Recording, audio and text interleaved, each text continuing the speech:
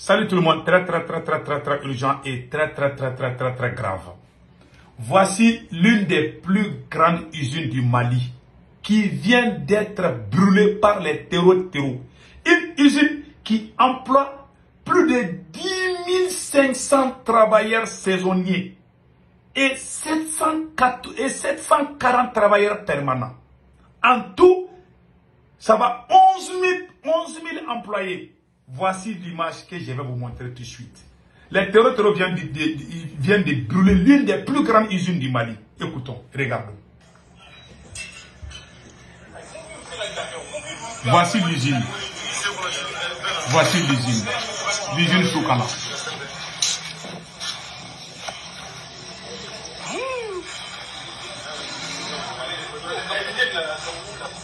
Vous voyez?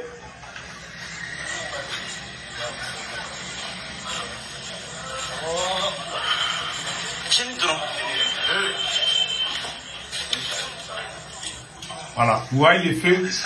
Je ne vais pas tout montrer, c'est trop vilain. Voilà le travail des terreaux. Les terreaux ont juré qu'ils vont brûler toutes les usines du Mali. Un pays comme ça, les autorités doivent souder le peuple autour d'eux. On ne doit même plus parler de politique. 5 ans, Assimi Goïta, on ne doit même pas parler de ça. On doit travailler pour sauver le pays. J'ai été choqué. J'ai des parents qui travaillent dans ces usines-là. Ils ont tendu l'embuscade sur l'armée malienne hier. Ils ont tué plusieurs soldats russes. Moi, je ne vais pas montrer les images des soldats tombés. Ils ont fait des dégâts hier. Pendant qu'à Bamako, ils sont en train de faire la pluie et le beau temps. Voilà mon pays. Voilà ce qui se passe dans mon pays. Et puis pire encore, les terreaux, l'usine qui vient de brûler là, voilà ce qui est écrit là. Je vais lire pour que vous puissiez comprendre. Voilà. L'usine symbolique et historique d'Ougabougou a été incendiée. C'est une usine de sucrerie. Par les terreaux, le 1er août 2025, l'usine emploie 10 500 travailleurs saisonniers. Selon les farmland.org et 750 travailleurs permanents. Et le BV Mali, cette sucrerie a une capacité de production de 104 tonnes de sucre par an et produit également 9 600 000 litres d'alcool. Le projet a nécessité un investissement de plus de 80 milliards de francs CFA. 80 milliards de francs CFA. Ça a été brûlé par les terreaux. Vous voyez, ça a été brûlé. Voilà. Ils ont tout brûlé. Les 11 000 personnes vont partir en chômage. Si un pays est comme ça, les autorités doivent unir le peuple. Mais au Mali, regardez, ils sont là-bas, à Bamako, là-bas. Ah, telle personne a critiqué Assimi Goïta. On est concentré les querelles internes. Les querelles qui ne valent même pas la peine. Voilà, le pays est à feu et à sang. Pendant qu'il y en a d'autres, il y a d'autres qui s'amusent à Bamako là-bas. Et ce qui me fait mal, c'est le chef des services de renseignement du Mali. Si le peuple est uni, le renseignement est bon. Mais si le peuple est divisé, les renseignements n'ira nulle part. Parce qu'il y a des gens qui vont aller aux côtés des ennemis. Mais le pouvoir d'Assimi Goïta n'a fait que diviser les Maliens. N'a fait que diviser les Maliens. En 2022, 2023, 2021, 2022, 2023, c'est l'armée malienne qui cherchait les terreaux pour les frapper. Même 10 terreaux ne pouvaient pas se rassembler. Ils étaient dispersés. On était contents. Tous les jours, moi-même, je faisais des vidéos. Tout le monde était content. L'armée malienne monte en puissance. Les Burkina s'est inspiré de nous. Les Niger s'est inspiré de nous. Le jour que Assimi Goïta a commencé à combattre le M5, on dirait que c'est la malédiction qui est tombée sur sa tête. Le Mali a perdu combien? Le Mali a perdu plus de 700 localités au profit des terreaux. Plus de 2000 écoles sont fermées au Mali aujourd'hui. 2000 écoles sont fermées au Mali aujourd'hui. Et Et les terroristes sont, chaque jour qui passe, ils font des choses incroyables. Ils ont brûlé l'une des plus grandes usines du Mali. Quand vous êtes unis, vous avez le barricade de Dieu, vous avez la bénédiction de Dieu. On dirait que c'est la punition divine qui est en train de frapper le Mali. Ce qui s'est passé hier avec l'armée malienne, je ne vais même pas parler de ça, parce que j'aime l'armée malienne. Mais j'ai pleuré. Quand vous n'êtes pas unis, vous êtes faible face à l'ennemi. L'ennemi de nous tous, ce sont les terroristes. Mais ils ont créé des faux ennemis. Ah, il est pro-X, il est pro-Y. Oh, le politicien a détruit le... On devait s'unir comme un seul fils pour sauver ce pays. Assimi seul ne peut pas. Depuis qu'Assimi a commencé à faire ces petits jeux-là, et regardez comment le Mali est aujourd'hui. Le renseignement, au lieu d'unir les Maliens, lui aussi, il travaille pour que les Maliens soient divisés. Ça arrange les ennemis. Les terroristes sont contents aujourd'hui parce que nous sommes divisés. Les terroristes sont en train de brûler même nos usines. En 2022, ils ne pouvaient même pas brûler même une case. Ils se cherchaient. On les boutait tout le temps. On était contents chaque jour. Mais aujourd'hui, regarde, ils ont l'audace. Ils ont plus de 700 localités sous leur contrôle aujourd'hui. On connaît là où ils sont. Pourquoi on ne va pas aller partir là-bas? Il y a des localités où ils sont logés. On connaît là où ils font l'entraînement. Pourquoi on ne va pas les combattre là-bas? Ils ont pris l'un des plus grands camps militaires, Boulkessou. Le camp militaire malien de Boulkessou est toujours au compte. Je ne sais pas s'ils ont récupéré tout récemment. Voilà. Sur les mois passés, l'un des plus grands camps militaires du Mali, Boulkessou, a été pris par les terroristes. Pendant ce temps, Assimi Goïta est en train de fêter ici qui va faire 5 ans. Il est content. Hein? On a la musique, la pluie, les griots chantent, on distribue des billets d'argent. Des milliards sont détournés, rien n'est fait. Et vous voulez que Dieu nous aide. Vous voulez que Dieu nous aide. Et ce qui me fait mal, c'est le renseignement.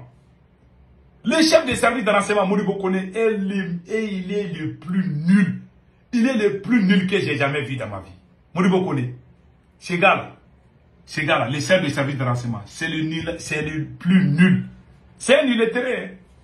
Un illettré. Je vous dis. Il ne connaît rien. Il ne peut même pas lire une seule ligne. Voilà aujourd'hui comment le Mali est.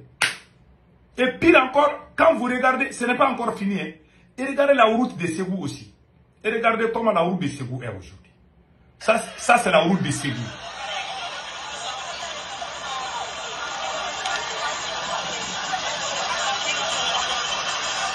On dirait que c'est la punition divine. Partout, il y a des problèmes. Les fleuves, les rivières, tout est gâté. Les routes, il n'y a même pas de bonnes routes. La tante Assimi Goïta a mis sa famille partout. Des milliards sont détournés. Même le procureur de la Cour suprême a parlé. Il dit qu'il y a 80 milliards qui ont été détournés par 11 ex-ministres. Personne. Pourquoi on n'a pas arrêté ces ministres? Ce monsieur à Bamako au pouvoir, il est en train de s'amuser. Et le pays est en train de s'effondrer chaque jour. On est en train de perdre des enfants dans les champs de bataille. Même dans une famille, si vous n'êtes pas unis, même dans une famille, vous n'aurez jamais la bénédiction de Dieu. Si vous êtes divisés, alors vos chances sont minimes. Mais quand vous êtes unis, vous avez beaucoup de chances de réussir ensemble. C'est ce qu'Assimi Goïta n'a pas compris. La gourmandise, c'est la gourmandise qui les a conduits dans ça. Ils pensent que les Mali est leur propriété privée. Ils ont mis leurs parents, leurs copines partout. Pendant que le pays est à feu et à sang. Quelle honte. C'est la plus grande honte du siècle. Vraiment, ces gens-là, ils n'ont pas honte. Vous voyez comment ils ont fait? Et puis pire encore, même les cultivateurs sont en train de demander. Il y a les cultivateurs de coton culture. L'oncle de Assimi Goïta a détourné plus de 80 milliards. Les cultivateurs sont en train de réclamer leur argent. Voici la vidéo. Moi, je ne mens pas. Écoutez la vidéo. Ça, c'est la vidéo des cultivateurs. Merci. Voilà. Attendez. Voilà, c'est les cultivateurs. Écoutez bien.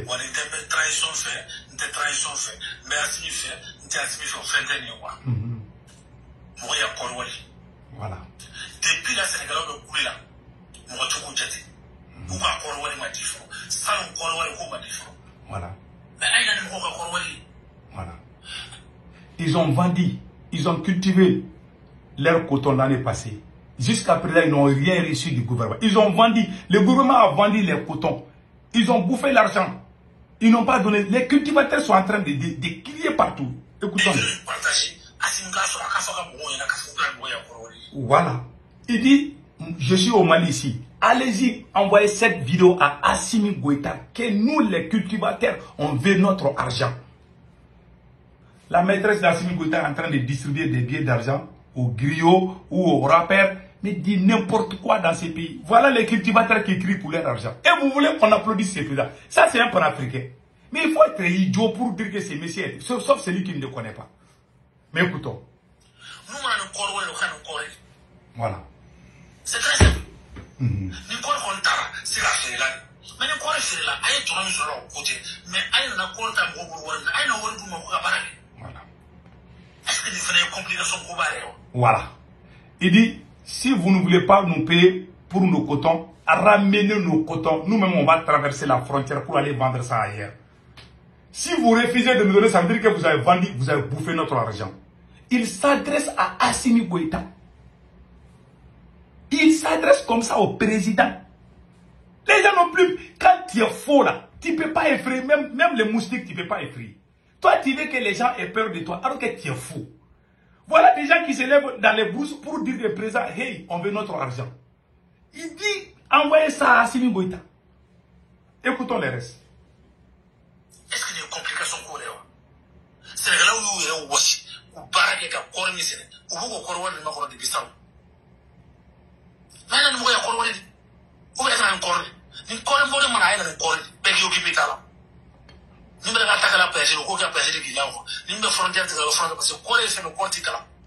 Donc, nous avons fouillé pour moi, nous avons observé nous famille. Corroborer, car faut corroborer ça, non, non. Corroborer c'est un diamant. Il m'a bonne femme à Bissau. Ou aller se regarder où on va corroborer que tu as dans la frontière de la Bissau. Donc, tu as corroboré que Mali crée ce diamant chez la Koutasse. Voilà. Il dit que même si les cultivateurs traversent la frontière là, que le corps c'est comme l'or blanc, que les gens vont acheter. Quand ils vont aller dans un autre pays là, que les gens vont acheter, qu'ils ne veulent plus vendre ça avec le gouvernement. Parce que le gouvernement n'a qu'à ramener leur coton. Quelle honte. Depuis que je suis né, je n'ai jamais vu une situation comme ça. Ils payent les gens pour insulter les gens. Ils prennent l'argent des cultivateurs, des pauvres paysans. Ils vont aller donner ça à leurs copines. C'est l'oncle de Assimi Goïta qui a bouffé tout cet argent avec sa maîtresse. C'est eux. Les gens se lèvent partout. Les gens ont cultivé le coton. Mais il faut leur donner leur argent. Et regardez, il y a ces problèmes. Toi, tu n'as pas encore fini de régler tous ces problèmes. Tu es en train de créer des pagailles à Bamako là-bas. Vraiment, c'est grave. Je n'ai jamais vu mon pays dans le désordre comme ça. La chance que Dieu a donnée à Assimi Goïta, même Soundiata Keïta n'a pas eu 700. Même Samori Touré n'a pas eu la chance qu'Assimi Goïta a eu. En 2022, Assimi Goïta était le président le plus populaire du monde. Aujourd'hui, il est tombé si bas. Parce qu'il était avec les grands. Il a combattu les grands. Il est avec les petits maintenant. Il est devenu petit. C'est ça la malédiction. C'est ça qu'on appelle la malédiction. Quand tu es maudit, tu vas toujours détester ceux qui veulent t'avancer. Et tu vas te coller à ceux les voyous. Tu vas travailler avec les voyous. C'est un signe de malédiction. Quelqu'un qui est maudit ne va jamais aimer celui qui veut le faire avancer. Que Dieu protège l'Afrique.